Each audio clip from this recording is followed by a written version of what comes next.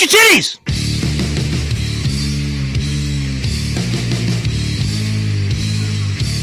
And now, Jabroni Studios, in association with Big Herm Productions, is proud to present to you, recording from an undisclosed location in Oakdale, Connecticut. It's Chris Burns. It's Chris Lynch. This is Dysfunction Junction. We have already for the show to start. No, I usually do the ass end of the show. I wanted to throw something out at the beginning too, and boy, did I screw that shit up. Whip out your titties! That was great. Thanks. Ladies and gentlemen, boys and girls, this is going to be the shit show from the get-go. We had so much to talk about. Sit back, grab a beverage, grab some Cheez-Its. Fuck. Grab the titty of the person next to you, look them dead in the eye, and say, welcome to Dysfunction Junction. Fuck yeah. Fuck yeah. My name is Chris Burns. On the screen to me, my immediate left on the screen, right on the screen. Fuck it, I can't tell anymore. It's Bendejo himself. Bendejo Christinch. And, of course, the producer extraordinaire, the tower of power, too sweet to be sour, funky like a monkey, Big Herm, Michael P.S. Herman. What is up, everybody? What is up? Oh, you guys watch any football this weekend? No. I didn't watch any football. I watched something that resembled it somehow. All right, I got to ask.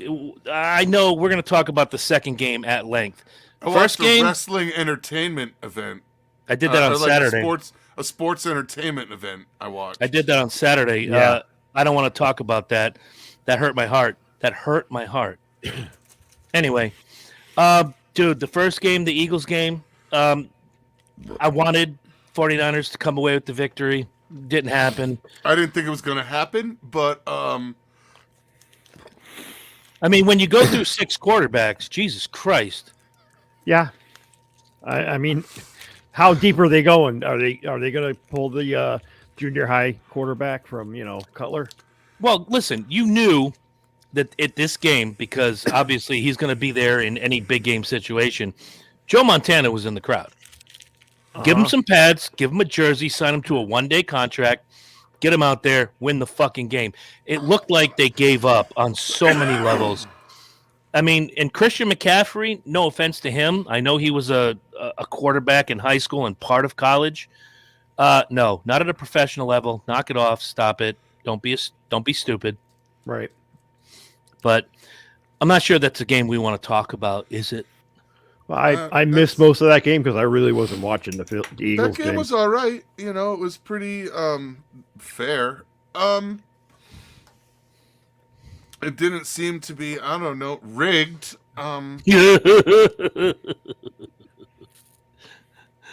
I like how you say that, rigged, as if Vince McMahon is somewhere in the back cackling his ass off. You know he is. He's got to be. Okay, let's start at the beginning. First half of the game, Kansas City and Cincinnati, really good.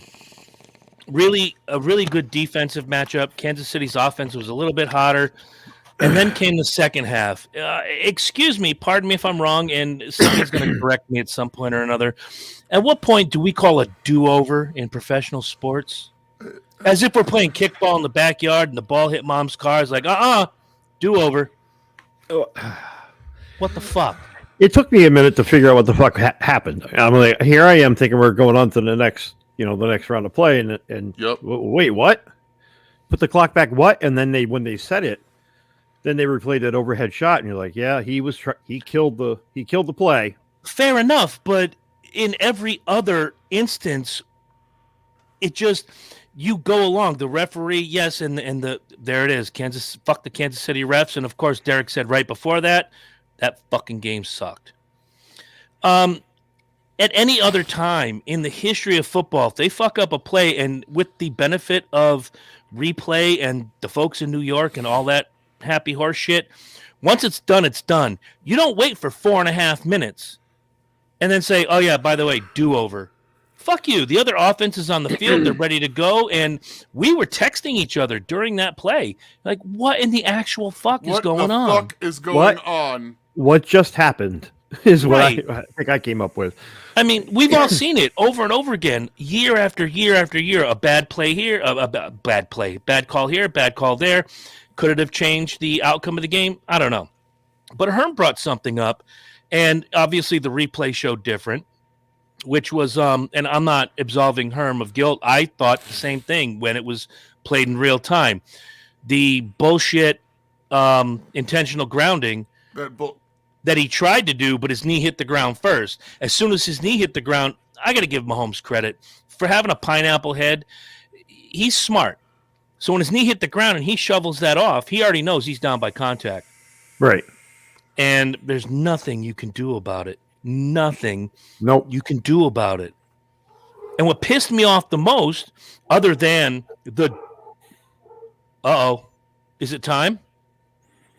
Oh, they quieted down. Ah, damn it. It's like they know. They're teasing us. It's a tease. They're like, you guys want the Symphony of Sparkshin. We're not going to give it to you. I taught them to tease. I bet you did. Here's a little peanut butter tease. I was going me. to say, do you know how much peanut butter that trick took? You know why those dogs are so happy? Whenever the UPS guy pulls up, every dog is in the window. Peanut butter boxes here. Yeah. Look, I could wax on this all day long. I don't think the refs necessarily helped the Kansas City Chiefs. I think everybody helped the Kansas City Chiefs, from the refs to the replay department to Vince McMahon to God and Jesus and everybody. That's right. Oh, it was just disgusting. And then when Cincinnati ties the game, and that last play where it's the playoffs, it's the last 30 fucking seconds of the game, and the guy gets popped for unnecessary roughness out of bounds. It's the fucking playoffs. One team goes home, one team goes forward. Knock off your snowflake bullshit. You let that shit go, and you keep moving forward. Kansas City, could they have made that field goal without that call? Maybe. It was about a 57-yard shot. But let's be clear. That call was horseshit. It was, and unfortunately with that call, you had not just us watching the game, you had every fan and like everybody on his team. Basically, the entire game didn't matter, and and everybody laid that one play on his back for the loss of that game. That you know what I mean? I've heard so many people like they're blaming him for that play, and that's the loss of the game. No. There was a culmination of things. There was 59 minutes of fucking play that happened prior to that. Yeah, that would not be that guy's fault. They did not lose that game because of that one play. No. And you should heard my wife, because she saw him crying on the sidelines, and she was like, "I feel so bad for him." I said it's football. It's the playoffs. This is the go home or go big show. So they're going to be a little rough. They're going to be a little bit amped up, and they're going to want to fucking hurt somebody. He let his will to want to win get in his way. I don't blame him. I would just felt bad for him, because that's what he's going to be known for the off season and in the upcoming season. Oh yeah, I don't remember his first name because it's one of those names. Ossur, Ossur was the name of the player. Yeah. All right, let's see. Zach comes in. What's your take on the need to make a big media deal out of the two black quarterbacks in the Super Bowl? I use quotation marks because one is not completely black. Look, for the historical purpose, I like it. It really is. It shows where the NFL has come over the years and where quarterbacking come over the years. It's a lot like when people said, The Rock was the first black heavyweight champion of the WWE. Well, he's half Samoan and half black. You know, for historical context, I'm not opposed to it. But again, Morgan Freeman said it best: we're never going to end racism unless people stop bringing up race. Right. Stop talking about it. Mm-hmm. Because go ahead, please, Lynch. Please. I'm more interested in the Kelseys. Oh, absolutely. Because it's brothers head to head in the Super Bowl. That's You, actually really. you want to see cool. me? You want to see me pop Lynch? I haven't been worried about Kelsey since about 2014. Ooh. Fuck her whore ass. No, thank you. I see two well-trained athletes. That's what I care about. Fantastic point, Zach. Awesome. Yeah, it doesn't matter whether you're black, purple, polka dot. I'd love to see a polka dot. It matters if you're purple. I don't know. I'd love to see I'd love to see a polka dot quarterback in my time. Go to the Super Bowl. That'd be nice. It would be. Leopard.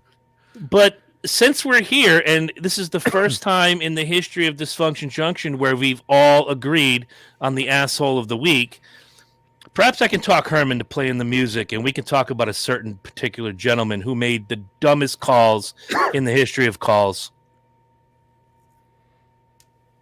How does it feel to be a real asshole? So, Ron Torbert, not that you watch this show, not that you probably know how to utilize modern technology, you're an asshole. You made 3 calls that basically, in my opinion, swung the game into the Chiefs' direction. Herm, you're the one that brought it up, really. Give me 2 of those calls. Actually, fuck it. We already talked about the unnecessary roughness call with 15 seconds left to go. Name another call that Captain Torbert, the assmonger, screwed up. It was one specifically, can't pull one out. It literally was throughout the second half. Okay. Everything was nice and tight right through the first half, and then all of a sudden, the second half, the Chiefs couldn't do a damn thing. Mm-hmm. Cincinnati was coming up big time and knocking them off their pedestal. And it seemed to me, and you mentioned it in the group chat, that, they're fucking them. I'm like, it seemed that every time Cincinnati got a good run going, they would pull them back by the shirt collar and say, no, fuck you. It was fine. There's a flag.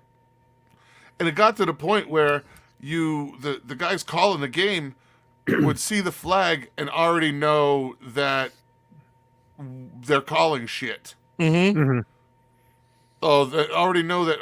Yeah. That's going to be pass interference. It wasn't even on screen. This one isn't going to be good. How are we knowing this? We haven't even heard anything yet. Well, when you do live television like that, and you're a commentator, and I've talked to people that have done, television commentary.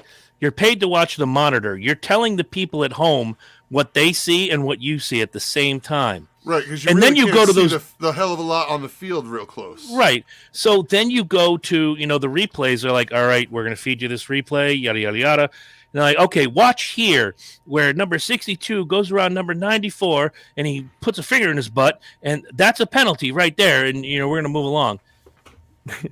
They're basically explaining to you. It's a 5-inch penalty. Right. How many late hits on Burrow weren't called? Derek wants to know. I counted 3. But they certainly did. They certainly called Cincinnati guy running into the kicker for Kansas City. And it was momentum. It wasn't a dirty hit. It was momentum. Yeah, he was hauling ass, and he pumped the brakes. There's nothing he could do. I mean, yeah, and you can try to pull back all you want. When you got a guy that size coming running at you, you better prepare. Mm-hmm. And especially when one foot is like 6 feet in the air and the other one's 6 inches off the ground, and you're still barrel assing because that was your target. It's not like you have ABS brakes and you just go, okay, I got to stop. That kicker just released the ball. Fuck off. It's momentum.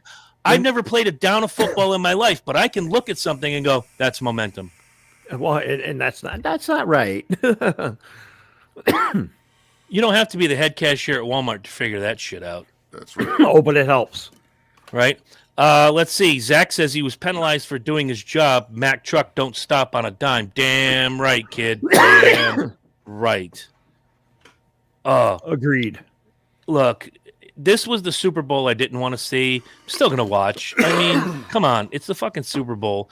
I lived through the snooze fest that was the Rams and the Patriots a couple years ago. It is what it is. it's still the Super Bowl. It's still parties and wings and friends and what have you. I'm still going to watch. But to watch what happened during that AFC Championship game, you do have to wonder if what I've said for 20 years is true. Does Vince McMahon truly run the NFL from a creative standpoint? You would think so, because it's like just these storylines and plot lines that unfold every season. You know, Tom Brady was the drama for the season. You know, worst season of his career. And you know, he was the drama for this creative season. I wouldn't put it past him to have something to do with it. Right. And Zach it's entertaining. Right. Zach mentions, because we live in woke folk fucking wonderland, the commercials won't be as good because, hell, you can't have those cool commercials like we had back in the day where you almost see the cooch and then they go, Dr. Pepper. Yeah. You know? Diet Dr. Pepper. Right. It's the sweet one. Ooh. Little sweet coming out your wife's coochie. No, good luck to both teams. I mean, it was a nice, actually a pretty good playoff series all together. I mean, I didn't have a stake in the game, so I'm going for Philly because my wife's from Philly. All right. I mean, I had a stake in the game up until and including my New York Giants, who I've been a lifelong fan of since September of 2022, got knocked out. Terrible. So if I had to pick right now, I just say I hope both teams have fun. I really do. I don't give a fuck. I just want to see football. Yeah, that's what I want. A good fucking football game. All right, Herm, what do you think for 2 weeks from yesterday, or 2 weeks from Sunday? Sorry. I have no prediction on the game. I do have a prediction that Philly's going to get wrecked whether they win or lose. The town itself. Yes, the actual city of Philadelphia. It's going to burn to the ground. It'll be burned to the ground, win or lose. Way to keep it classy, fucking Philadelphia.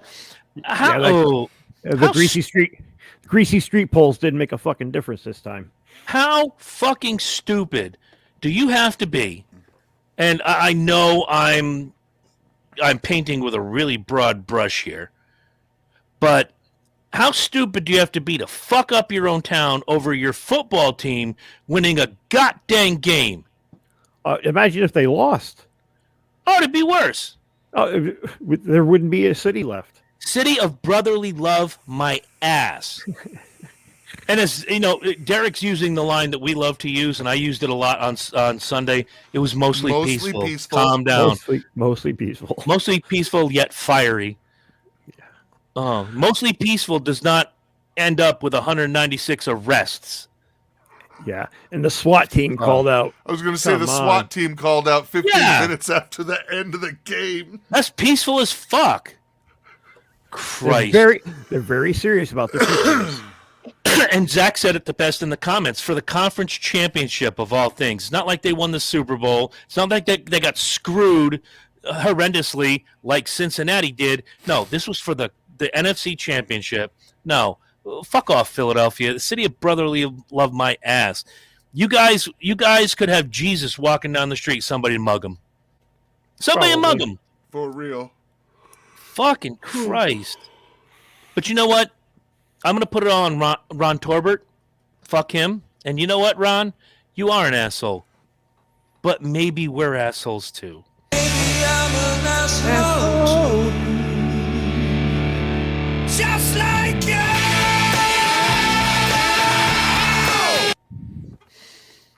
All right. So we would be remiss if we did not talk about one of the biggest happenings of this week that doesn't include Herm, which I will get to at the end of the show. I know, dude. You knew I was gonna talk about it, so I'm gonna wait. The deal in Memphis with 5 cops beating horrendously the one unarmed young man. Horrible case of police brutality. Absolutely, 1,000%. I don't disagree with you. My problem is twofold. My problem is, one, the media is already saying that even though they're 5 black cops, this is a case of white supremacy. How?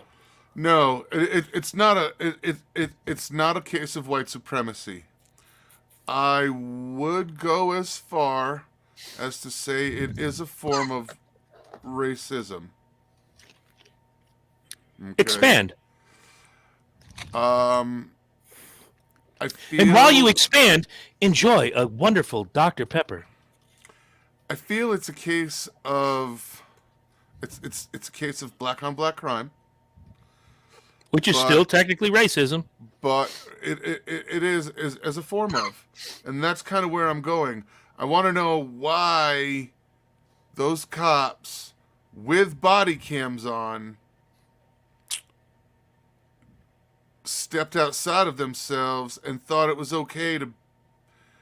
My issue is the ease with which the 5 black officers beat up a black assailant, or I- non-assailant actually. Yeah, Like why? What's the reason for this? Is basically black on black crime. So why is that so easy for them?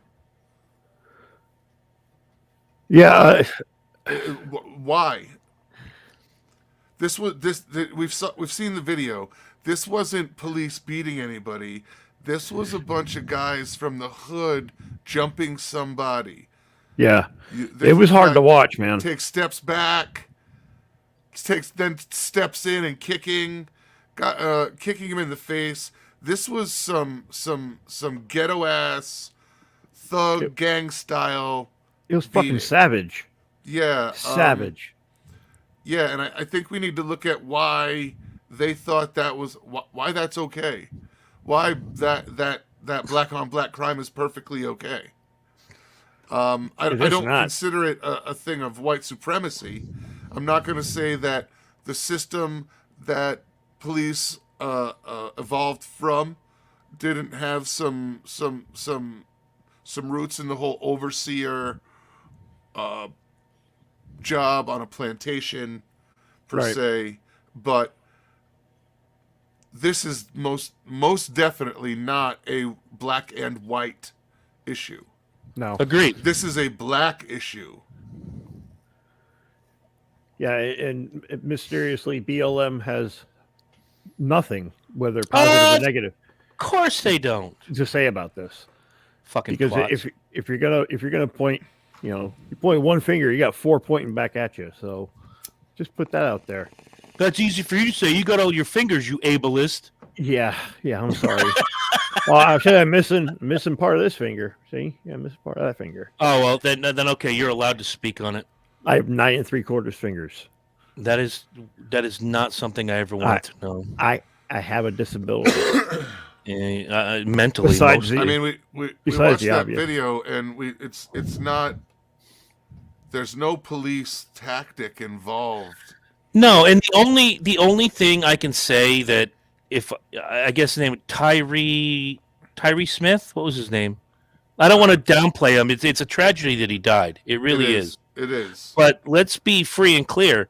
As I said about George Floyd, and as I said about others before him, the minute you resist arrest, you're opening yourself up to all sorts of pain. I don't think it should include death. Not one bit. I don't think George Floyd deserved to die. I don't think that Eric kid in New York, I can't remember his name, deserved to die. I don't think Tyree deserved to die. The guy that in Florida, can't remember his name either, with George Zimmerman or whatever the fuck. Oh yeah. He didn't deserve to die. But when you resist arrest, you have to expect there's going to be some splashback. I don't think it should include death. I don't want anybody to think for 1 second I'm condoning what these 5 officers did, because it went too far. It was Go ahead. it was just 5 dudes taking turns beating the shit out of this kid. Yeah, Yeah. And The look of fear in that kid's eye can't be faked. He was terrified. And I can he understand was why. terrified the moment they pulled him out of the car. There was 5 cops standing there at the car. You wouldn't be scared regardless of what had happened. But And that's now why That's why he tried to run. That was the whole. He was uncomfortable the moment they opened his door. Mm-hmm. Yeah. At no point did anybody do anything to try and slow down. There was no escalation or de-escalation. Right, there was no de-escalation. It was complete escalation. He was freaked out the moment they opened the door. Tyree Nichols. Tyree Nichols. Yeah. And squirrely, because I believe in that situation, he had every right to. Fuck yeah, I'd be like, what the fuck is going on? They didn't pull him out, lay him on the ground. They immediately started like they were gonna fucking gang jump him. And that's what they did. And that kid's fight or flight response kicked in, and you can't fight 5 big cops. Well, okay. They're big on the boys. same note, I don't remember which one of you sent the story out of right here in Plainfield, Connecticut. Oh, The young lady who I don't know her, but I know her family, who ran from the cops, dragged a cop down the street, gets caught running out the back door of someone's she looks house. familiar. Yeah. This is also a person that a year or two ago, again, traffic stop type thing, ran away. They called her and said, hey, look, we just want to talk to you. Why don't you come down to McDonald's in Plainfield? She goes, okay. Shows up. She's got heroin in her purse. The dumb just keep getting dumber. And the more, you can say it all day long and they tell you when you're a kid. Look, I believe this to an extent. Cops are not there to hurt you. They're there to help you. However, not every cop is an asshole, but it seems like every asshole becomes a cop. Yeah, that saying is true. But, I mean, you're talking apples and oranges here. We're talking about 5 people. Oh, no, I agree with you. Whose sole purpose that instant was to kill somebody. Mm-hmm. Because they were acting just like you said, a gang surrounding their prey. To beat the living shit out of him regardless. There was personal feeling in that. There was no accidental anything in this. He didn't accidentally die. No. He died because those cops kicked his fucking face. They stomped on his head. They tased his ass multiple times. Oh, yeah. It's unfortunate it took a couple days for this kid to die. That's the unfortunate thing. That he must have been suffering. Okay, the entire time. Bring that comment up, Herm, because I want to address this real quick. Kelly says, hey, I'm not an asshole. Kelly, I really want you to take a deep breath, in through nose. Breathe. Out through mouth. We congratulated you on the birth of your beautiful daughter, who I've yet to meet. Fuck you for that. Emily Jean. And not every cop is an asshole, but every asshole becomes a cop. Now, the fact that you are not an asshole, I rest my case. The prostitution rests. I kind of explain. Military police, I believe. What? 1 burger for a cop? What? Gales Ferry McDonald's, the cop meal. No, don't you? What is it? Fuck you. You're an asshole. You're cool. Fuck you, I'm out. Fuck you. Yeah. You're 1 burger. Yeah, she's the you're cool. Kelly is the you're cool in this situation. Much like John is the cool in that situation. Much like Lynch, our friend Norman, is the cool in this situation. You can become a cop and not be an asshole, but you can be an asshole and grow up and think, I'm just going to be a cop and shoot people and beat the shit out of them and act like a total fucking idiot. Yeah. That badge isn't a superpower. It can Exactly. Be taken away. And it's not a get out. It does not look at. See, here comes a couple weeks ago's MVP, Jen Sizer, Good Burger. It wasn't Good Burger. Fuck you. Half baked. Put the badge and the gun down, asshole. Let's go 1-on-1. Let's go. Till 6 of his buddies show up and we're doing the show about Herm. Put the fucking badge and the gun down and let's go, pal. All right, before we get into our music part of the discussion, I have a feeling we're going to beat the shit out of each other with the music portion of the show. Welcome to Good Burger, home of the Good Burger. Can I take your order? Can I take your order? I think we're all in agreement. Tyree Nichols didn't have to die, much like we all think George Floyd didn't have to die, much like we think that Adrian Says Hi Kiss. No, Pony. He didn't. He honestly, he didn't need more than the first time they pulled him out of the car. All right, there's 5 of them. Are you telling me that 5 people can't restrain a relatively He's not a big dude. He wasn't giant. He wasn't huge. No. You're telling me that nobody between the 5 of them can figure out how to get a pair of fucking click bands on, that there isn't a zip tie, that nothing? These guys weren't trying to subdue him. They were trying to, as soon as he did any They're trying to put the resisting, hurt down. they were just trying to fuck him up for it. Yep. That's horseshit in my opinion. 1,000%. And if Derek has the kids watching this right now, the pile of quarters that I'm going to owe the swear jar is going to go up and up and up. So let me just do this for Derek's kids. Goddamn son of a bitch, eat shit, lick my ass, boogers, suck my big black stuff and stick it down your mouth and suck it. I just make the quarter pile heavier for the swear jar on Saturday. So, yeah, we're all in agreement, I think. Yeah. Again, this young man didn't have to die, and it sucks that he did. What I don't want, I want all 5 officers who were arrested. All 5 officers are being charged, and hopefully justice will be served, much like with George Floyd's death, and it was Derek Chauvin. You best cash that check and bring rolls for each kid. Only if they catch me. Sarah already yelled at me for having the volume too high. It's tough. It's dysfunction junction, baby. Sarah's banned from the show. No. Hey, Sarah, I didn't do it. I need a haircut soon. I didn't do it. I got a haircut. I cut my own hair. not Fuck it. from Sweet Baby Sister. I cut my own hair. Fuck that. I just don't want them to make this guy into some sort of martyr where, tons of people just use this as an excuse to blame every cop. No, not a martyr for a white supremacy style racist campaign. If you're going to use a martyr, you got to use it correctly. And what he needs to be is, again, we need police reform. I'm not saying we need to defund them. We need reform. We need proper training on how to assess and how to take it down to 0. Mm-hmm. All right, so that the temperature cools down. Sure.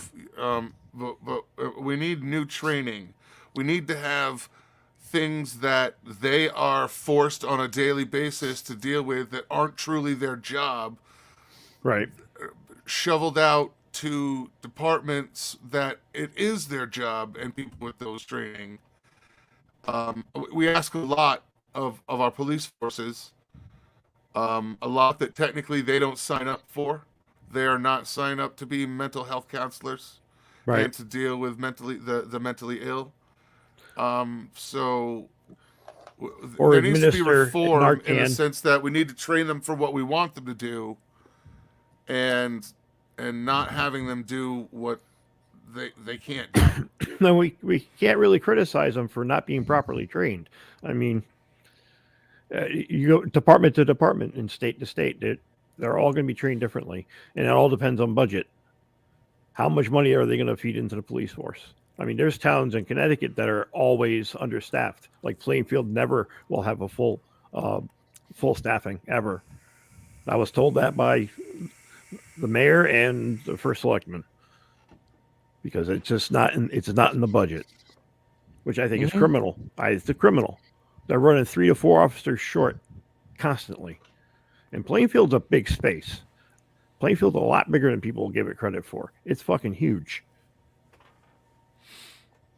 So I commit a crime at the 7-Eleven in Moosup, and I commit my crime down by Norwich. I'm a genius. Yeah, you are. You're like that chick who ran with the 200 bags of heroin. Good. I'm going to run from Plainfield to Moosup and try to sneak out the back of the house. Oh, and if you guys don't know, Lynch knows, I interviewed somebody on my old show from Turtle Boy Sports, which is based out of Massachusetts, and they did a story on her when she made that first mistake about a year and a half, 2 years ago. Mm-hmm. I'll link you guys to it when we're done. Just read it, have a good time with it. I love him. Yeah, that's a great spot. Right. Yeah, there. once Bristol had her falling out, I didn't follow very much, but Bristol's out there and she's doing good, so glad to hear it. So you guys ready to have some fun with music? I am. Yep. Yes.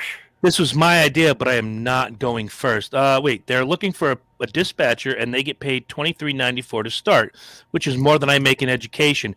Big fucking problem, Jen. Teachers are never paid what they're worth. The teachers are criminally underpaid. And especially in this day and age, yes, criminally underpaid, especially in this day and age where every kid is an entitled cocksucker.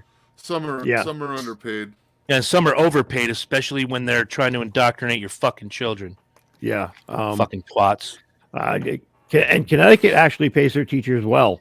Outside, and not well enough, according to Jen. Well, based upon let's like the South, some Midwestern states, criminally underpaid, and that's the case. You get what you pay for, right? You have these very, very young people becoming teachers. 1 year out of college. I want to read Zach's comment before we go to the music. It depends on what you call them for. I'm speaking of the police.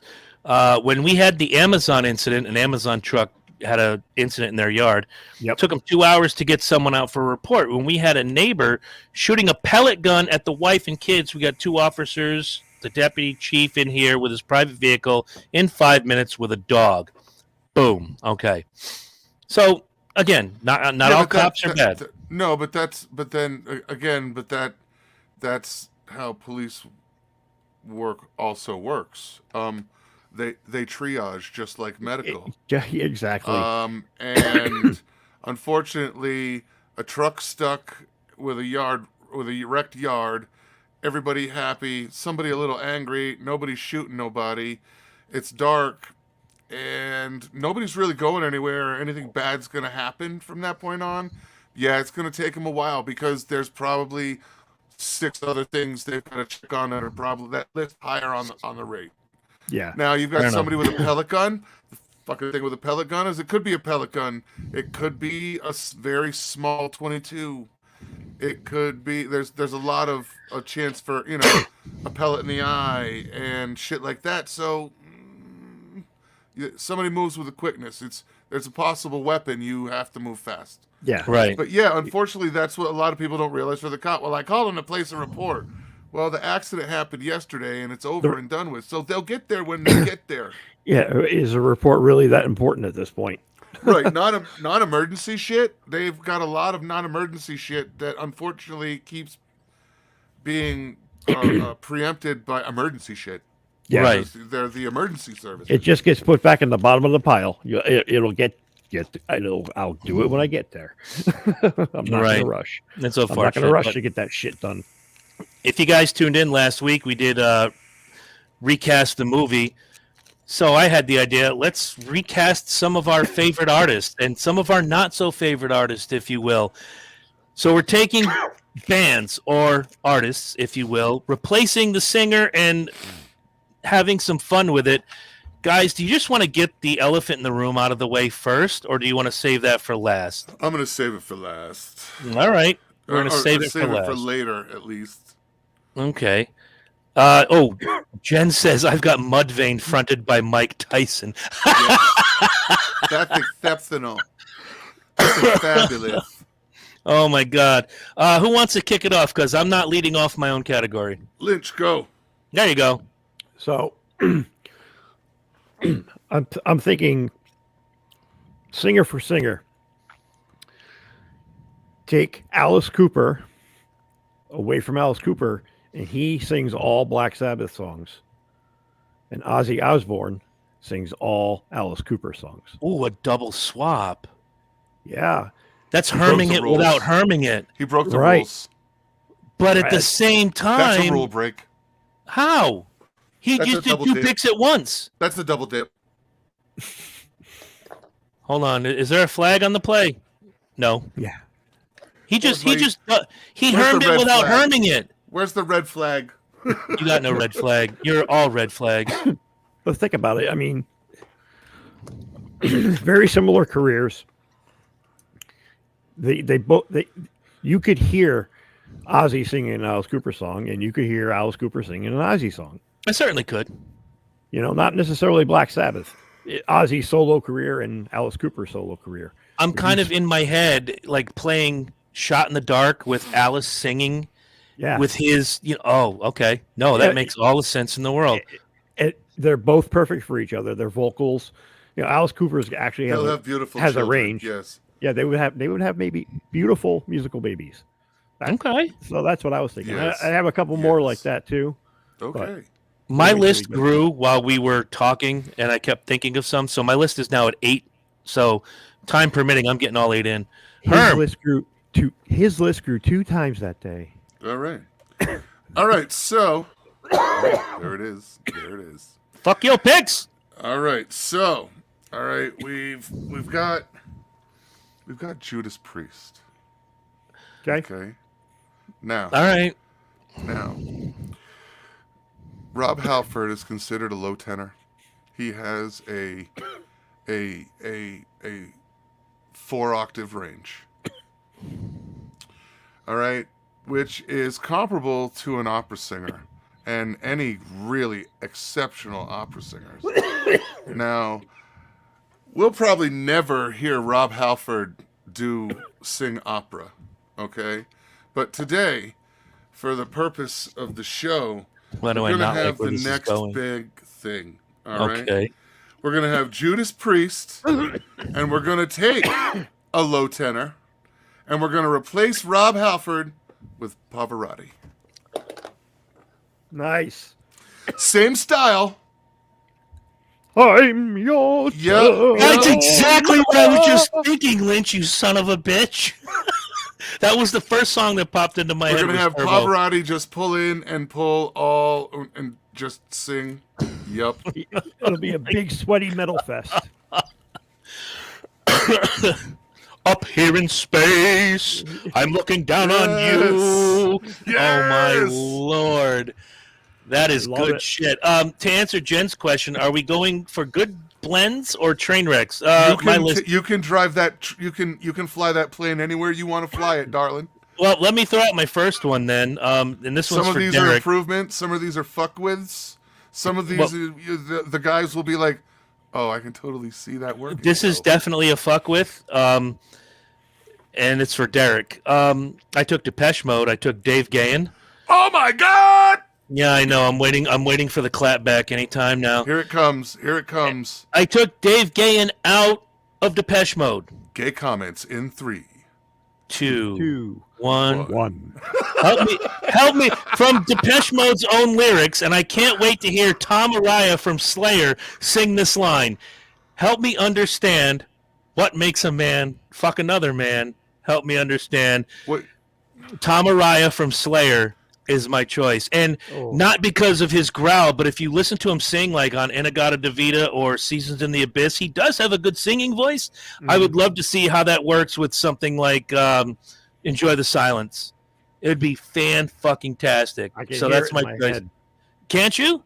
Yeah, I It's can hear good, that. and for those of you who have never listened to Slayer before, first of all, fuck you. Second, go pick out those 2 songs, Seasons in the Abyss or their cover of In-A-Gadda-Da-Vida, and then take that voice and put it into a Depeche Mode song. You're welcome ahead of time. I love that version that you got in a Gadda-Da-Vida. Oh, it's fantastic, and it's not 92 minutes long. Yeah. I just like Do you- Slayer. Do you remember what soundtrack it was on? No, I don't. Less than 0. Wait a minute. Oh. What thread was the new Depeche Mode song lyrics on? Oh God, no! It's the only one I remember is "Help me understand what makes a man." No. I know, there was it another one. Let's not belabor the point. We got a show to do. What was it? People are people. Oh yeah, I can't remember now. Something you can change and cut off your PP. Yes, people are people, so why should it be? People You get can upset when I change. cut off my PP. Just don't get upset when I cut off my PP. There you go. All right, Lynch, number 2 on your list. 2. This better not suck. Number 2. Damn it. The Derek, 11th son Big of a Mac is bitch. Beavis. I'm taking James Hetfield out of Metallica. All right, if you steal mine, I'm gonna kick your ass, Nobody's gonna steal mine replacement for this. motherfucker. Willie Nelson. Okay. All I right, can I'm hear it just in my gonna- head now. I'm gonna turn Lynch off right now, and it's just gonna be the two of us. No. Did I leave it, take leave your it. pick? Show. Do I take your pick, Herm? Not even fucking close. And Okay, good. No. Ooh, Yeah. I can hear that in my head, certain songs. And the one that's in my head right now is Whiskey in the Jar. Yeah. Or even Enter Sandman, I can hear it. Oh, wow. It's wide. Make us fight on the hill in the early days. Yeah. Silence so loud. Grr, grr, grr, bah. That is a fantastic pick. I cannot shit on that whatsoever. Jen comes in with Michael Jackson singing the tunes of Henry Rollins. 'Cause I'm a liar. That's right. You're a liar. I love that one. Herm, what's your number 2? Number 2 It's duty. is all right. We're gonna have Van Halen. All right. Okay. You watch where you go with this. I am. Okay. And it's specifically about DLR. All right. So David Okay. Lee Roth. David Lee Roth is really known for some of his wild non-lyric vocal sounds that he makes when he sings. No. Okay. He has a tendency to make some really out there vocal sounds. So we're gonna do Van Halen. All right. Okay. But here's what we're gonna do with it. We're gonna take any decent singer with a really healthy case of Tourette's and just slide him in and see where it goes. Okay. See, he hermed it, but I hermed it later on at number 4 on my list. So I can't go wrong with that. My number 2, and again, I have 8 of them, and that includes Rush. I also had Metallica at number 2, but I'm taking James Hetfield out, and I'm replacing him with Elvis Presley. Okay. All right. And Elvis will appear on my list one more time. All right. But I thought about that, and I was listening to Nothing Else Matters in the car the other day, and I was like, ooh, could you see Elvis on the stage in Hawaii with the fat bloated and the jumpsuit and the lei, dabbing his forehead? Like, never cared for what they do. Never cared for what they do. Oh, that's the Unforgiven, isn't it? Oh no, that's Nothing Else Matters. But I know. I thought that could be so much fucking fun. That'd be a great video to make. All right. Oh, All right. I can see that. all right. Lynch, give us a third one. Excuse me. Are you gonna die? Maybe. Please don't die. All right. I have my own Rush pick. Okay, You go. but all right. So, dude, we all are gonna have Rush on this list at some point. All of us. take out Geddy Lee. Thank God. Obviously. Put him in a box somewhere in Canada. Thank God. James Brown.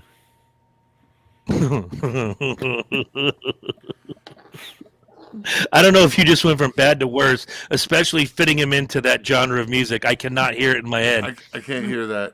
I can't hear him without singing cringing. Tom Sawyer. Me. Thank you. Finally, somebody says it. Put John's thing up on the thing. Rush sucks. Oh, come on. Rush blows chunks. Rush blows homeless guys for drug money.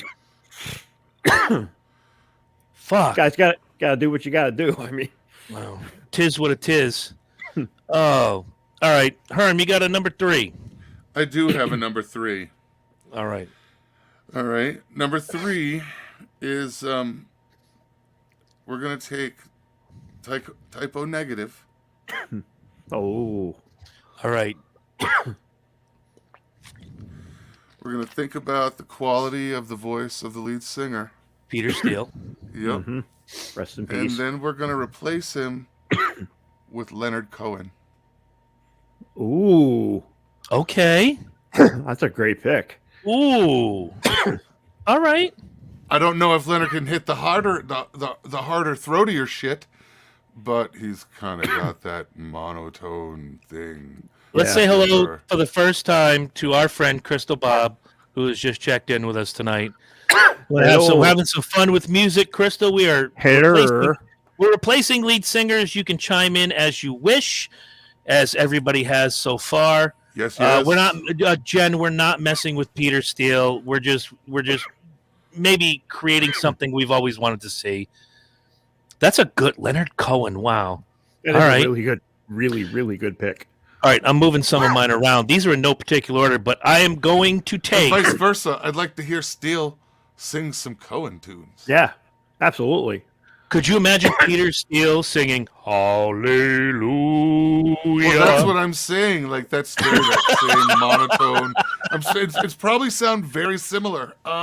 Just throw a little organ into the back and call it good. Right, and then that steering guitar. That Ooh, yeah, that sound that scares your mother at 3:30 in the morning. guilty. Mhm. All right, I'm moving my list around. I was not gonna fuck with these guys, but I changed my mind because I'm allowed to do that. I'm taking Kiss, and I'm removing Paul Off Stanley. the market. I am fuck off sideways. Oh, okay. I am taking Paul Stanley out of the mix. Somebody finally did the fucking right thing. Who could sing those songs as good or better than Paul Stanley? One human Linda being on earth. Ronstadt. Nope. Prince. Donna. Nope. Oh, Prince could take Detroit Rock City and sexy that up so much. Think about it in your head. And even with the platform boots, he's still only 4'11", so he's the shortest guy in the band. I just think he could sing "Reason to Live." He could sing "Detroit Rock City." Could you imagine Prince and Love Gun? Just Love Gun. Fucking amazing. Don't tell me I'm wrong because you're wrong. I'm right. Lynch, we already had this conversation. Please don't die. trying. And I understand Herm's a little hurt right now, but you fucked with Typo Negative, so No, but I didn't fuck with Typo Negative. But it I didn't fuck with Kiss either. I just could always picture some of these, no, and fuck I'm me, not suck saying me you fucked with songs. it. It's more along the lines of I don't. The songs would completely have to change in order for them to be enough funk for Prince to want to sing the songs. Yeah, That's why we're replacing them. You just move some shit around, an arrangement here, a horn section here. Herm, you're all about the horn section, as we've learned in past episodes. Let Prince funky up a Kiss song if he were alive enough to do it. Anywho, all right, moving right along. Anybody else? Lynch, you gonna make it, buddy? According to Crystal Key, I hope so. supposed to get this shit out Also- pre-show. Yeah, right. Yeah, You were. I'm dying here. Oh my God, so Dear verklempt. Lord. All right, what's your Yeah. next one? What's your next one, Lynch? All right, so mine's another career for career. Beatles and Rolling Stones. Flip flop them. Okay, I'm I'm not gonna have to sure. call a party foul. Oh, come I'm on, gonna man. have They're to call a party foul. no, they same time. Their careers started around the same time. They came out together. They both defined a genre. I mean, I could see Mick Jagger singing Beatles songs. But I can't see Paul McCartney or John Lennon singing "Jumpin' Jack Flash." I can singing the see Rolling Paul Stones McCartney. songs. I can see They're- Paul McCartney doing it. They're not folky enough. That's the reason the Beatles and the Stones to this day are the argument in rock and roll music, because they were so different. Because they came up at the same time, they were just polar opposites, but they defined that whole generation. Yes, I agree with you on that one. Yeah, I mean they changed rock and roll, much like Elvis changed rock and roll when he first came out. I mean, that was 10 years. That's a 10-year gap between Elvis to the Beatles. But hell, it got famous, man, fast. And that's because of the advent of how popular TV was. Mhm. It was right in your face, and I could see his career for career, them being successful with the lineup change like that. I'm still banning you from the show. That's terrible. Because Ringo Starr and Charlie Watts played very similar. They played a very similar drum. Okay, Let's get that I'll rid of- buy. Let's get rid of Clarence. Steal all his good ideas. Yeah, We was called the Clarence at first. All right, you got a fourth one there, Herminator? I do.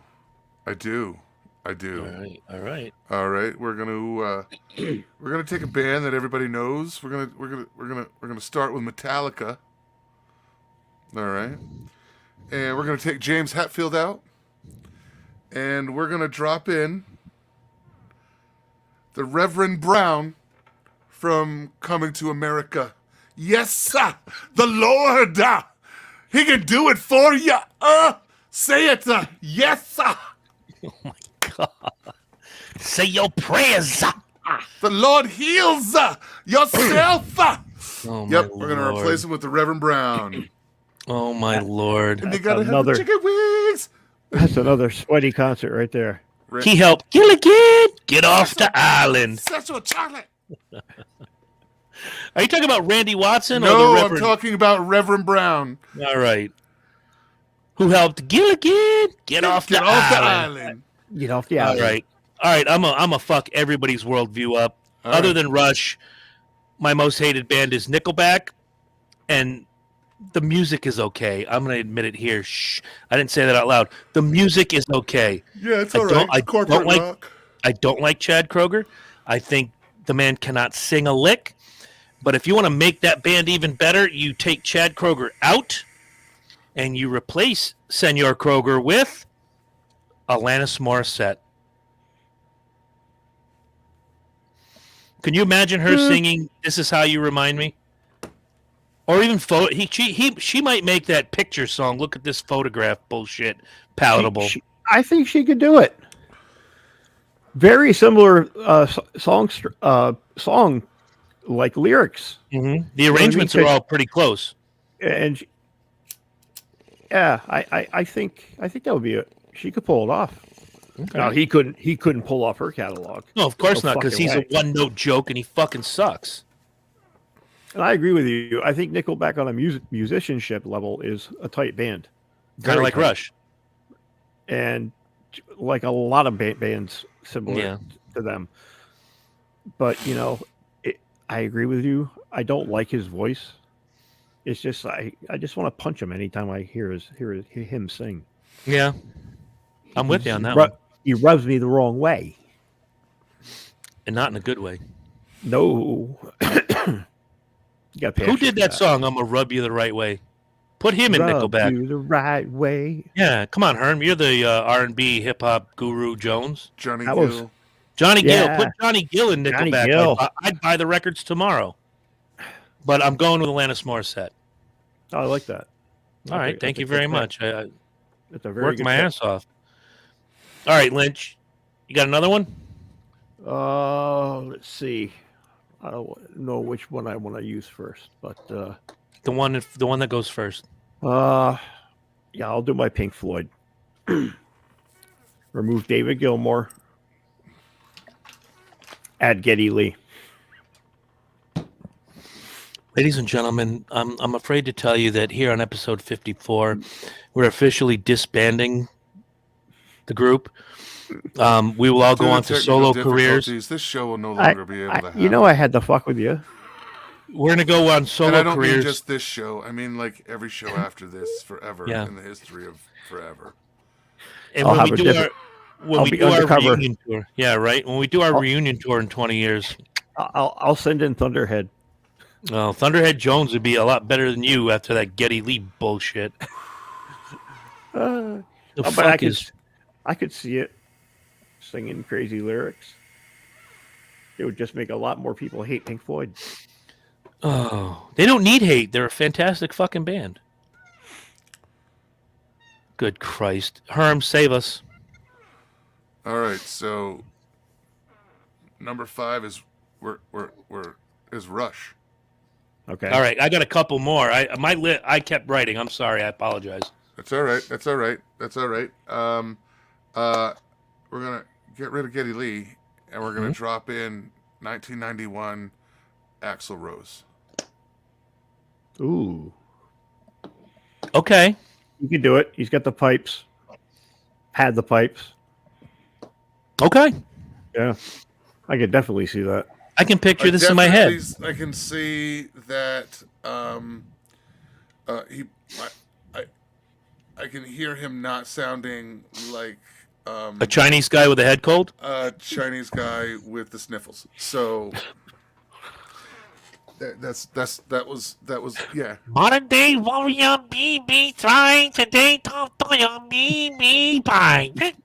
You're so fucking mean. Dude, I call him like I see him. Oh, Or I hear him, as it were. I don't fucking hear Rush. too good. Dude, if you like Rush, seriously, I don't know what to say to you. You out there in TV land or podcast land, Lynch, I know what to say to. Fuck you. Fuck you too. That's right. I got 2 of those right here. All right, you know what? As long as we're here, I'm gonna move Rush up. I was gonna save Rush for last, but because I still have more, 3 more. Immediately, of course, Geddy Lee is gone. He's deported back to Canada. He's now tapping maple syrup out of trees. Thanos that ass. Just Yeah, like. And I thought about this one because I knew we were all going to come in with Rush at some point, and who could I hear singing the songs to the key of the songs that were set? Steve Perry. Yeah, I can definitely see Steve Perry singing any Rush song and I can see obliterating it and making it even better than when that big-nosed fucking twat waffle sings it. I can picture that. yeah, like he's, you know what he is? He's like Canadian John Waite. Yeah. Pretty much. John Waite can fit in anywhere. Right? Wow.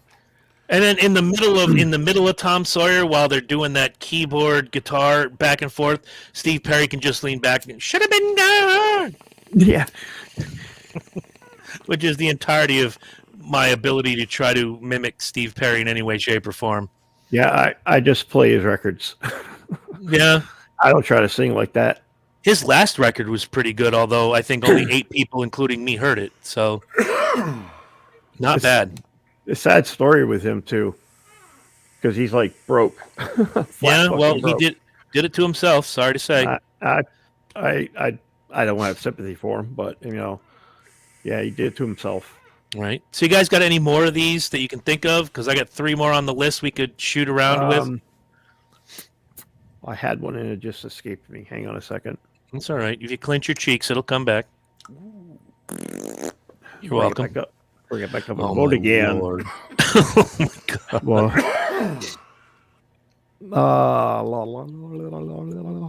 That's fantastic. Thank you. That's excellent. go with one of yours, Chris, and I'll think of another one. All right. I'm gonna take Elvis. Got that big ass band behind him.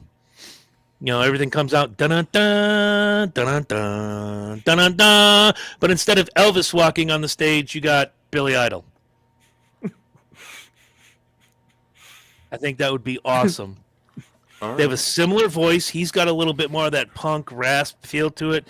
Picture him right now walking. The whole band is in their colorful gimmicks. He's got his leather gimmick on, and it's like he's singing CC Rider right there in front of you. What if we swapped him out with Ricky Ricardo?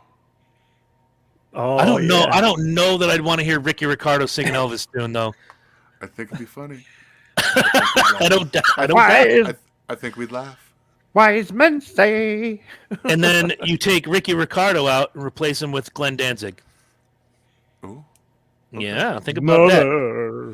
Every Danzig song is heavy metal Elvis. Mother. Pretty much. Yeah, Pretty much. Danzig made a career out of mimicking Elvis with a big guitar behind him. Yeah. Yeah, but Yep. Danzig's only like 4'2". Yeah, that's true. So I have to get him some platform shoes or something. Yep. All right. I know. Okay, please. I knew which one it was. It was you take Prince out of Prince, and you put Tom Jones. We've already heard that. Yeah, You know he what did that sounds once. like. I like Sound that. like Euro techno pop. It was fun. Don't get Yeah, me it wrong, It but was the lead and how to swing it, and it was all right.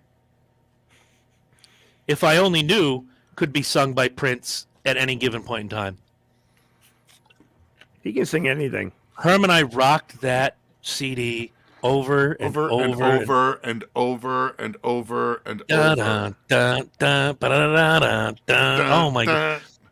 First of all, if any of you out there have a bad thing to say about Tom Jones, I will burn your house down To the ground. To the Mhm. motherfucking ground. without Yeah. thinking.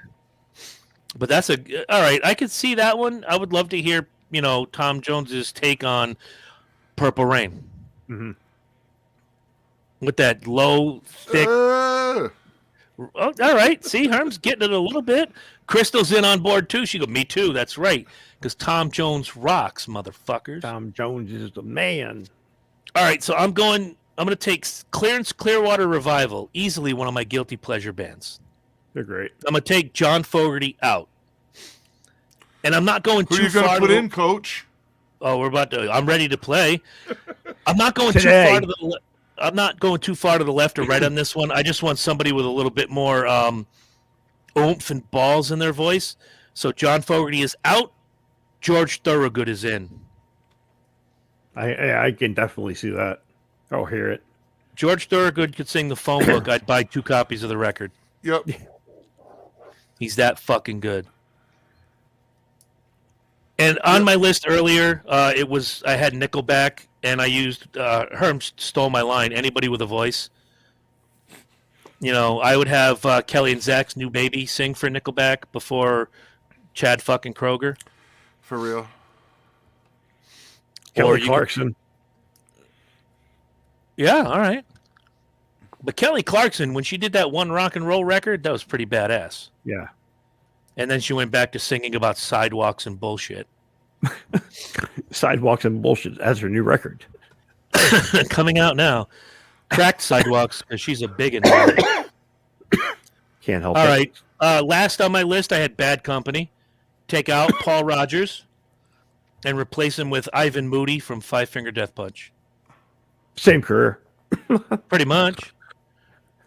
But I'd like to Same. hear how he would do on something like Shooting Star. They did the Bad Company cover, which was all well and good. And it's a fantastic fucking cover song. But how would he do on some of the more melodic tunes? I think it would make sense. It does. Be a And good. if any of you guys have a cat in your house and it's a screeching, fucking annoying cat, that could be the new singer for Rush or the replacement for Bret Michaels and Poison. If you turn on your car in the morning and that belt is wee, that could be a replacement for Geddy Lee and Rush. That's the replacement for Geddy Lee right there. Direct replacement. Right? Factory shipped, all in Jones. Uh-huh. Have you guys thought of any other bands while we're talking about this, or do you want to riff off each other's picks? Because I like the Van Halen route, and I had a different. They almost made my list. I had a different singer in mind. Now, who'd you have for a different singer for Van Halen? Don Dokken. Oh, All right. Okay. yeah. Tom Jones could replace Bret Michaels. Crystal says, nice. Tom Jones could replace the coffee. Lynch, are you going to die? No. Please don't die. Please don't die. Tom Jones could replace the coffee you have in the morning, and you wouldn't even know it because he's Tom fucking Jones. But yeah, something about the key those songs are in and the way Ed plays guitar, God rest his soul. I think Don Dokken could whip that shit up because, he played with another guitar virtuoso, George Lynch, who played pretty much Van Halen light. Yeah. He was one of the disciples of EVH coming out of LA at that time. Yep. Yeah, he's a great guitarist. Mhm. One of the best. Yeah. I would also take Anthrax, who, by the way, Lynch and I will be going to see this Friday at Mohegan Sun Arena. Thank you again for the tickets out there, wherever you are. And I would replace, because Joey Belladonna is back in the group, I would replace Joey Belladonna with Gilbert Gottfried. Oh my God. Oh, I never want to listen. I could never hear him again. Oh yeah. See that was one I had in my head. This was the one that I asked about musical acts. Mm-hmm. I want to take NWA, and I just want to replace Eazy-E with Gilbert Gottfried. Okay. That'd be fucking hilarious. All right. That I could see happening. Public Enemy. I will now that we've said that, I've got a couple more just popped in my head. I'm gonna go with Pantera. We take out Phil Anselmo, and we put in Garth Brooks. Now think of Cowboys from Hell with Garth Brooks on vocals. He's already one of those fast-paced singers, 6 o'clock on Friday evening, Mama didn't know she's leaving with the thing and the stuff. And he comes in, he's like, under the gun, reach for your gun, and you better listen. Well, my friend, you see, right now, down below, gave it you, we're the Cowboys from Hell. And, of course, you have to bring the banjo player in from the Muppets because, look, Dime can't do everything on his own. He's got to have the banjo guy from the Muppets come in like, ding, ding, ding, ding. That's funny. That's really fucking funny. Well, they did that record years ago, Lynch. You remember this. It was the three guys from Pantera minus Phil, Dime, Vinny, and Rex. And they had David Allan Coe, the country singer, sing on top of it. It was fantastic. Yeah. It was really good. Oh, my Lord. So why not? If it's been done to a slighter different extent before, why not throw a contemporary? It could be George Strait if you wanted to, although I don't think he could sing that fast. No, I don't know. I don't know. I think Garth Brooks would rock the shit out of that. Yeah, he could probably make that happen. All right. Yep. I'm trying to think if I have any others that were knocking around in my skull. Oh, the only one I thought of earlier, and I didn't write it down, but you mentioned, Lynch, the Rolling Stones. Mm-hmm. And I would replace, and it would be a slightly different band, but the feel would be the same. I'd replace Mick Jagger with David Bowie. I could definitely see that. Just, I think the vibe would be slightly different. It's not as, rock and roll-ish, if you will, but Bowie can sing his ass off. Yes. He could do Jumpin' Jack Flash. He could do Harlem Shuffle. He could do Start Me Up. Mm-hmm. It's not like trying to ask Paul McCartney to do that shit. Peckerhead. Shut up. So with about 19 minutes left in today's show, I wasn't going to do it without his permission, and I'm not going to do it. I'm gonna ask. Does anybody here have any big announcements they'd like to make after just turning 50? Nope. No? Nope. Congratulations either way. Nope. Yes. Thanks. Congratulations aren't really for me. Congratulations to my son. Yes. And the young lady. They are expecting a baby. So yes, I guess I am supposed to be a grandfather. Hey, going back to our road. conversation a few weeks ago. What's the name going to be, dude? Are you going to be Big Grampy or Little Grampy? Oh, I'm Big Grampy. My man. I'll be Big Grampy. All right. And then Jen can be Little Grampy. There you go. I like it. Yeah, I mean, I nothing. Everybody's like, "Are you excited?" And I'm gonna be honest. I am happy for my son. I am not crazy super excited. Given that I'm 2,000 miles away. Mm-hmm. If it's anything like my grandmother, who lived here in the same town that I'm in when I was in Connecticut, I'll probably see the child 4 or 5 times before I die, if I'm lucky. You know what I mean?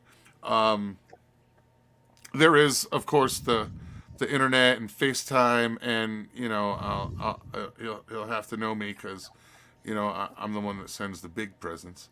But yeah, like I'm not super excited because like there's not gonna be like, you want to go over to spend the night at Grampy's? Do you want to hang out at the afternoon with Grampy? There'll be none of that daily, like Trav's mom. She's gonna be all over it. You know what I mean? She is right there. She's close. I unfortunately, with the distance, am not going to be that accessible. Right. I'm not going to be that integrated into a daily life routine. I'll be a special visit. That makes it all the more special, man. I'm telling you. Look, I've known, and I know, that's Mike's son, and that's a connection you have and what have you. I've known not only, Travis, but, his brothers and sisters since birth. And the more I see these kids grow, the more old I feel. Even though I don't feel old, like I look at my man now, and I'm like, there's no possible fucking way you're 26 years old. No, you're still 16. Fuck off. Go sit and play video games. Sneak a beer out of the fridge at Gunkle's house, and yes, that did happen, more than once. But I'm sure. The first time I wasn't so happy with it. After that, it was like, don't tell your parents, kid. You're here. You're locked in. I have the keys. You're not going anywhere. So, watching these kids grow up, and then watching first Courtney have her children, and now, Travis is having a child, and, well, he's not having it. The girl is. Congratulations to them both. Right. What is a woman? And, I look at things like, my daughter's about to turn 15 next month. And when I say that, I've been with her whole life.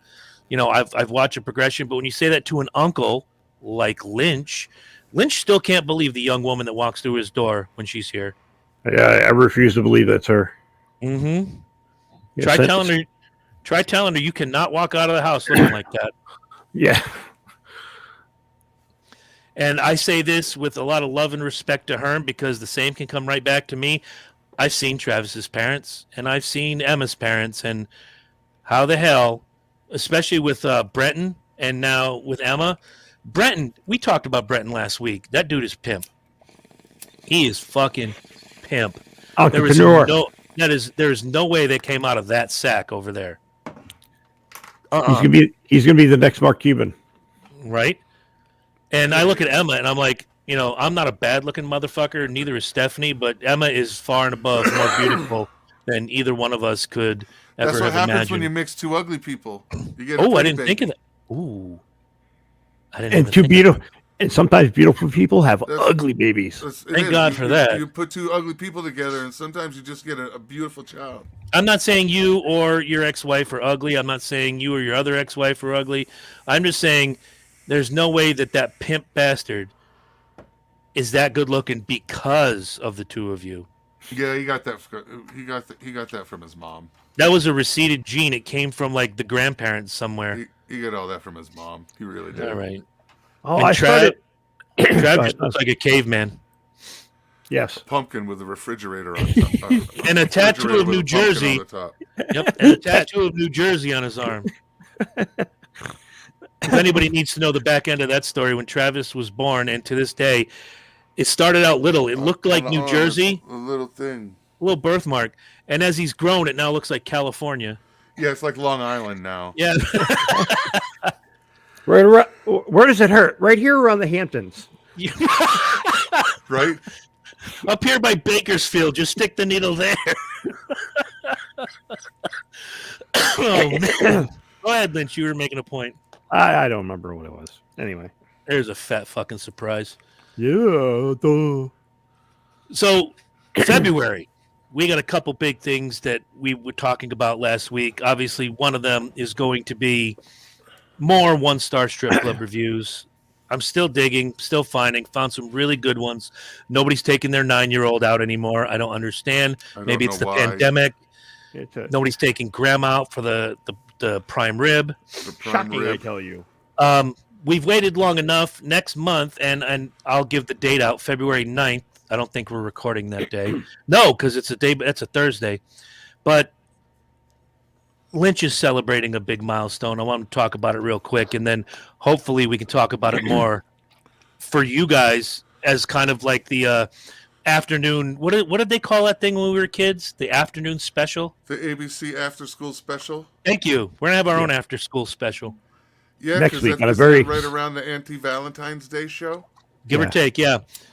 A very special episode. A very special episode of Blossom.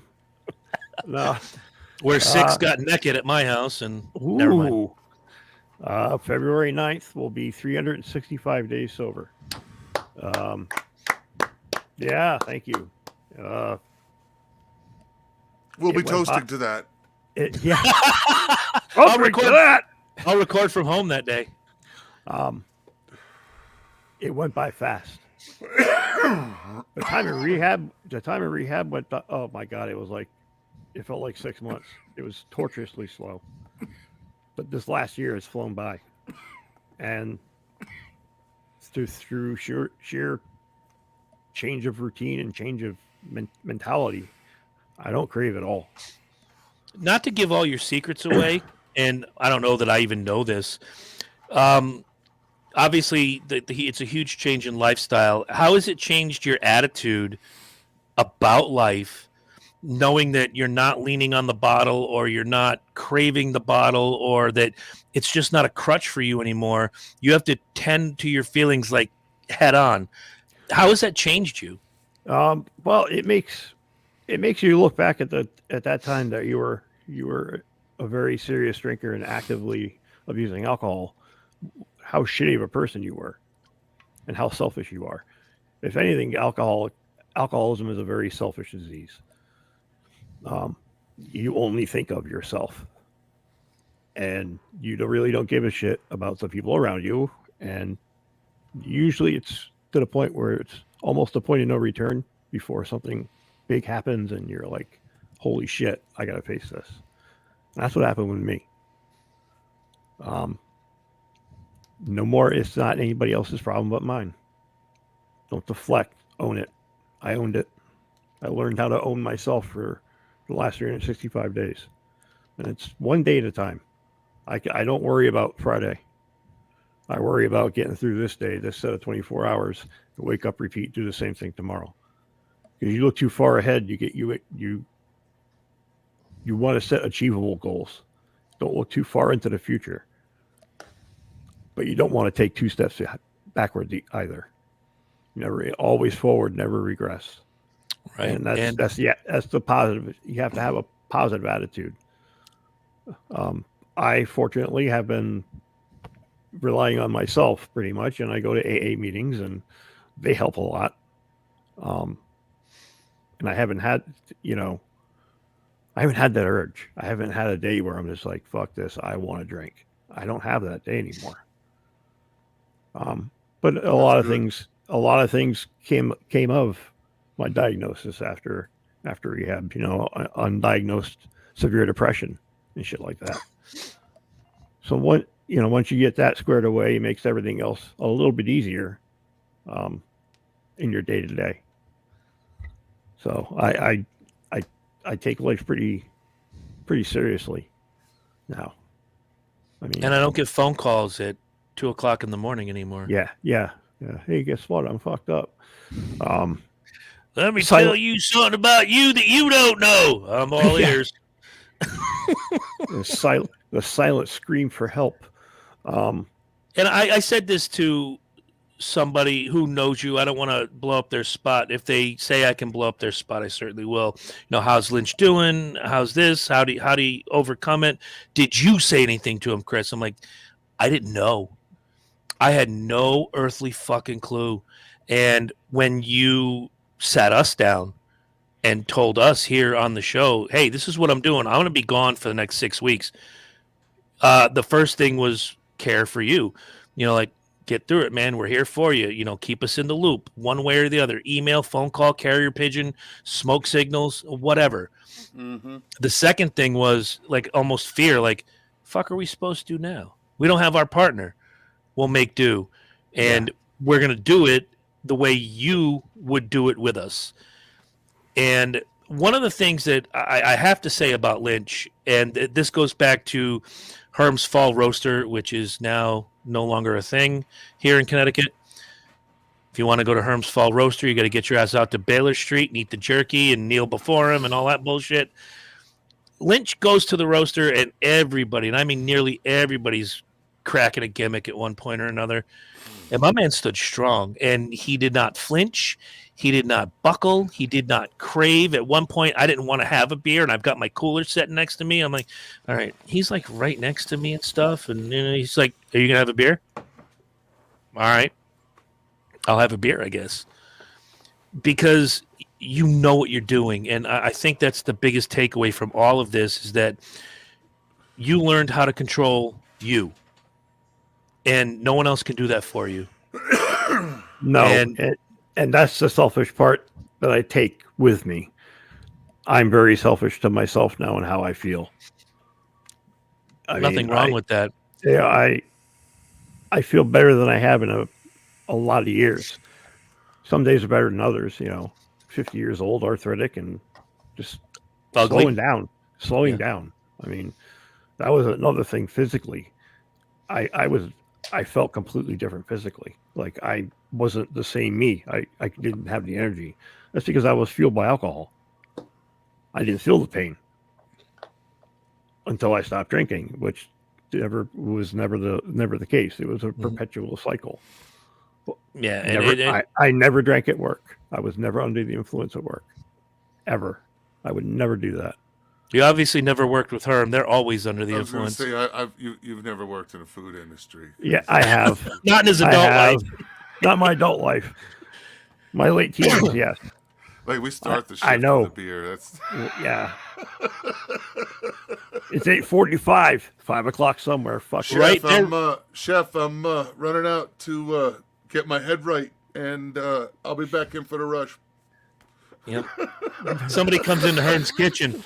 I'm all stressed out and no one to choke. Go ahead. Take 5. For real. Gotta Take do what you 5. gotta do. Go smoke something. Go get And your that was head right. that was the toughest thing for me, especially you being who you are in my life, is not seeing it and not knowing it, and then wondering who would come back on the back end. Right. You know, we were very concerned on who was coming back. We were very concerned with you getting the help you needed. We were very concerned as to who the person was that was coming back. We were concerned that we hoped you got what you needed, and to whatever degree that was, but we were hoping you didn't turn into the reformed smoker.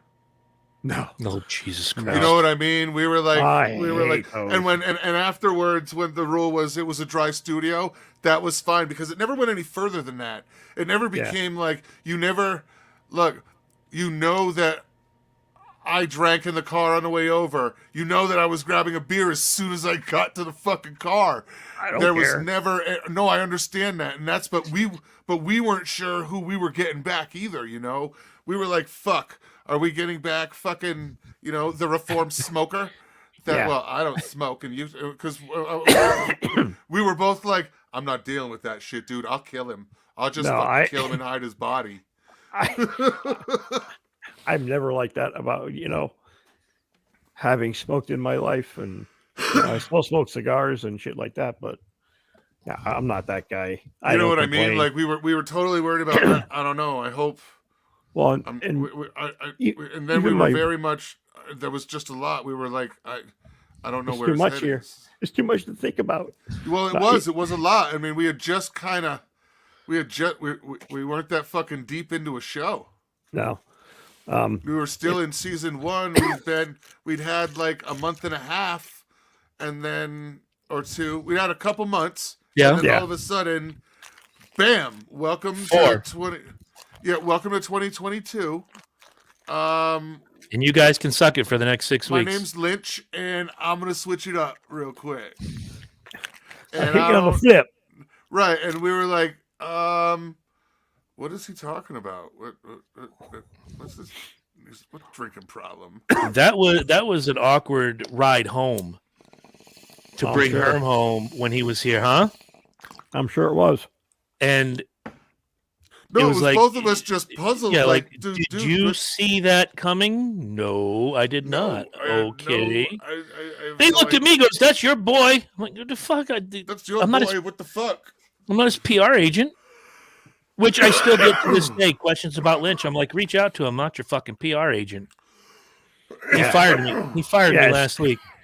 It's not like I have velvet ropes surrounding me, for Christ's sake. Right? We're in the VIP You know- lounge. You know where I am. If you want to Facebook message me, go right ahead. If it's somebody I want to talk to, I'll say hello. If not, whatever. I definitely want to get deeper into that discussion, not as a whole show, but as a part of it. But if you had one message for someone that is going through this, thinking right now that I have a problem and I need to take care of it, or if they know someone who has this problem, what would you say to them just blindly and clearly? It's okay to say I need help. You're not flawed. You're not a defect.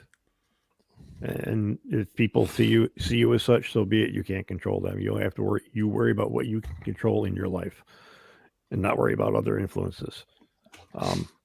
But saying I need help, it's not a bad thing, and we're not going to judge you. That was the big. That was, the stigma of, Lynch, fucking stint in rehab. You got to keep the booze away from him. That wasn't our thing. We weren't judging. No, you but when other you went people. in. We weren't. No, we other weren't people. judging. We were planning. We were waiting, and we were going to judge you when you came back. Right. Yeah. I mean, that's pretty much the conversation we had. It was basically, I totally didn't see this. And then we continued because you were gone. There was no way to talk to you. So we had to talk about it between the two of us. And what do you see? I'm like, I don't know. I'm not judging him. He needs help and do what he's got to do. We'll figure out who the fuck he is when he comes back. And that's pretty much how it came down to. Our boy needs some help. We're good with that. We'll figure out who the fuck this asshole is when he comes home and go from there. Figure the fuck out. But like Figure I said the to you, fuck out. I've said to you a million times, I'm glad you came out good on the other side. I can't stress enough. And, I know several people that could probably use some help. I know some people that are reaching out for help now, and I know some people that will never reach out for help. Help is not a bad thing. Help is a good thing. Whether it's, mental health or alcoholism or drug addiction. I'm thankful, for Lynch right now coming out on the other side. Another wonderful person in my life, although she's not so wonderful most of the time, is about to celebrate 2 years of sobriety or just past 2 years of sobriety from a nasty addiction. I have a guy that I work with who has been sober now 2-3 years, and he's going through some medical issues right now. And if he's watching, Big Joe, we love you, kid. Can't wait to see you again. Hey, I haven't humped a sheep in 6 months. There you go. That's a real addiction. Wow. He's the real Cotton Eye Joe. Where'd you come from? Where did you go? I can tell you where he went. It's not anywhere you want to go to. I was just trying to help that sheep over the fence, Your Honor. Everybody has a phone. Everybody has a computer of some sort. A lot. The Google machine is your friend. Find an AA or an NA. Find a recovery center near you. Find a counselor. Find someone to talk to, even if it's a good friend. The more you keep it inside, the more it's going to kill you. And to Lynch and to everybody else who has gone through this and come out on the other side, I say the same thing to someone who's currently struggling. Life is better with you here than it is without you here. So if you need the help, get the help. And if you've already gotten the help, keep living on the straight and narrow. Uh-oh. Lynch ducked out on us. No, well, you did too on my end. Everybody at that house paused. Okay. Lynch The is wonderful kinda back. He's Troublemaker coming back. Studios There he here. is. There he is. There he is. So after Lynch Can you dies, imagine trying to do it this way with 3 of us in the fucking house?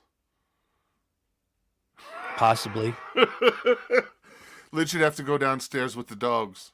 right? We get the Symphony of Hello? Destruction whether we want it or not. Hello? Hello?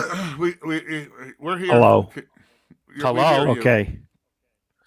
Yeah. So, congratulations to everybody who's come out on the other side of this. Congratulations and good luck to anybody who is starting their journey into sobriety or mental help. And even better than that, if you are struggling and don't think help is out there, you're wrong. Reach out to a friend. The longer you keep it inside, it's going to kill you, and nobody wants you to go through that alone. No. God knows the 3 of us have had our help in the past, and if this has been any help to you, good on you. Let us know at junctiondysfunctionshow@gmail.com. Tell us your stories. Tell us if there's something you're going through. Maybe we'll turn it into an advice show. We don't know. Ooh. But what I do know is that there are drums in the distance, There and are. they'll start beating anytime now. Any moment. Give me a As soon as we pay the Mexican drummers. for real. This is why we don't hire drummers from Pueblo, Colorado. Yeah, that's it. They work on their own time. They work on Herm's lawn first. Guys, don't forget.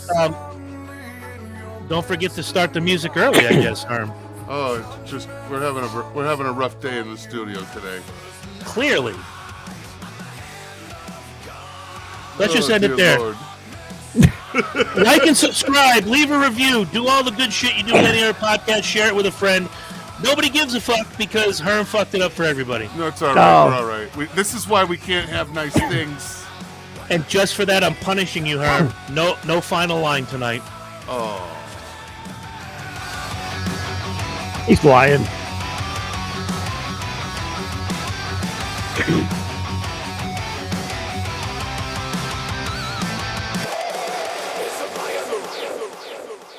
I secretly still like Rush.